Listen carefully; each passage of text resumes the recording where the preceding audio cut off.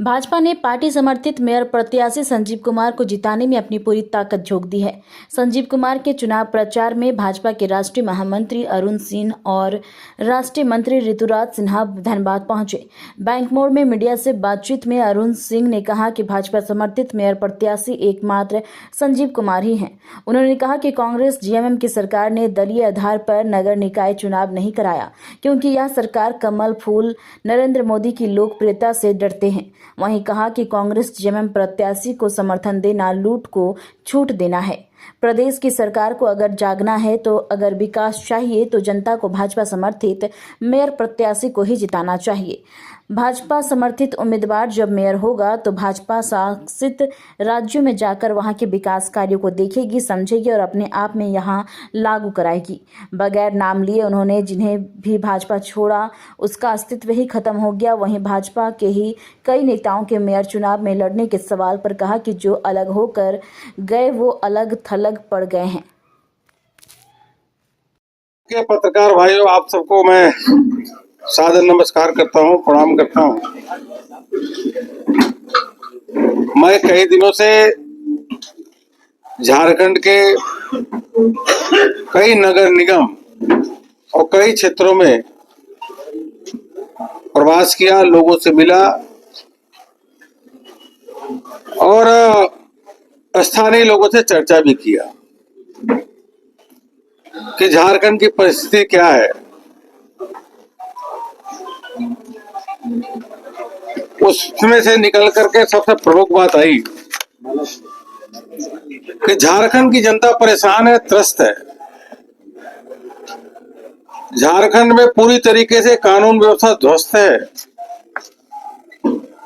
बच्चा चोरी की निरंतर घटनाएं बढ़ रही है और महिलाओं को असुरक्षा का भावना पूरे प्रदेश में व्याप्त है। लगातार व्यापारी वर्ग को पूरे झारखंड में धमकियां मिल रही है, अपहरण हो रहे हैं और आप घटनाओं को जानते हैं, बताने की जरूरत नहीं है कि डॉक्टर को धमकी मिलती है तो डॉक्टर दंपति स्थान छोड़ के चला जाता है। और तो रांची शहर के अंदर धमकी भी मिल रही है और कलेक्ट्रेट के पास गोली भी चलाई जा रही है। जहां मुख्यमंत्री का निवास है उसके पास भी गोली चल रही है। ऐसा दहशत तो कभी भी झारखंड में देखने को नहीं मिला। पूरी तरीके से कानून व्यवस्था ध्वस्त है। अलग अलग स्थानों पे जब प्रवास होता है तो हम लोग देखते हैं कि स्कूल टूटी है, अस्पतालों की हालत जर्जर है और सड़कें की स्थिति तय हो रही है कि गड्ढे में सड़क है कि सड़क में गड्ढा है, ये पता ही नहीं चलता।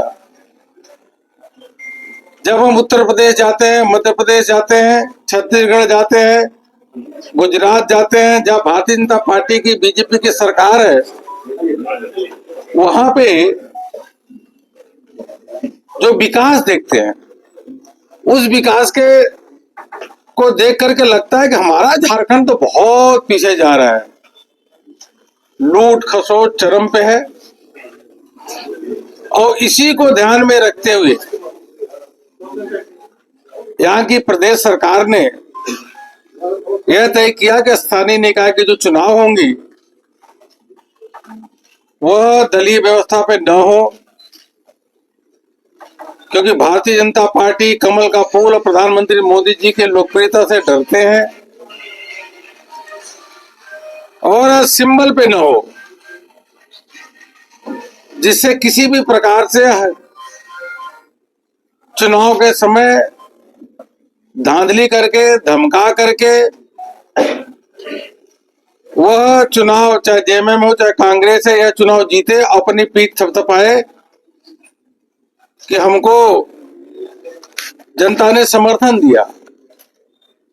एक तरीके से कहिए तो झारखंड मुक्ति मोर्चा या कांग्रेस के प्रत्याशी को समर्थन देना मतलब यह होगा कि लूट को छूट देना, लूट को लाइसेंस देने का काम हो जाएगा। इसलिए अगर सरकार, प्रदेश सरकार को जगाना है तो अवश्य रूप से भारतीय जनता पार्टी के समर्थित जो प्रत्याशी हैं उन्हीं को ही जिताना चाहिए, क्योंकि भारतीय जनता पार्टी का समर्थित जो मेयर होगा वह जहाँ बीजेपी शासित राज्य है वहां जाकर के अलग अलग योजनाओं को देखेंगे, वहां से सीखेंगे, वहां से नई नई योजनाओं को देख करके सीख करके ले अपने क्षेत्र में ले आकर के उसको लागू करेंगे।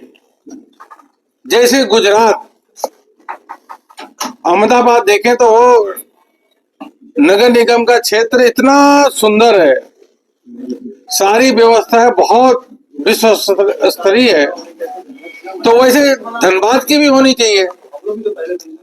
तो धनबाद की तभी संभव है जब धनबाद में भारतीय जनता पार्टी का समर्थित जो प्रत्याशी हैं हमारे संजीव कुमार जी, जिनका बैलेट नंबर 27 है और मिर्ची चुनाव चिन्ह, अगर यह जीतते हैं तो अवश्य रूप से जैसे गुजरात में अहमदाबाद का कॉरपोरेशन है, सुंदर बिजली की व्यवस्था, स्ट्रीट लाइट, पीने के पानी की व्यवस्था, ड्रेनेज सिस्टम विश्व स्तरीय जो है, वही विश्व स्तरीय सुविधा, वर्ल्ड क्लास सुविधा वह धनबाद में भी लागू करेंगे। दूसरे प्रत्याशी तो कर ही नहीं सकते, क्योंकि वह उनका जाने का दायरा भी नहीं है। प्रधानमंत्री मोदी जी के नेतृत्व में धनबाद के आसपास और धनबाद में अनेकों उल्लेखनीय काम हुए हैं।